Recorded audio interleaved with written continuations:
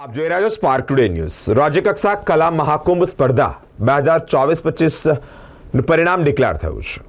રમતગમત યુવા અને સાંસ્કૃતિક પ્રવૃત્તિ વિભાગના યુવક સેવા અને સાંસ્કૃતિક પ્રવૃત્તિઓ ગાંધીનગરના ઉપક્રમે જિલ્લા યુવા વિકાસ અધિકારી, જિલ્લા યુવા અને સાંસ્કૃતિક પ્રવૃત્તિઓની કચેરી ગાંધીનગર અને રાજ્યકક્ષાએ જ્યારે કલા મહાકુંભ સ્પર્ધાનું આયોજન 17મી તારીખથી 20 તારીખ દરમિયાન ગાંધીનગર મુકામે જ્યારે યોજાયું હોય, જેમાં પરિણામ સામે આવ્યું છે।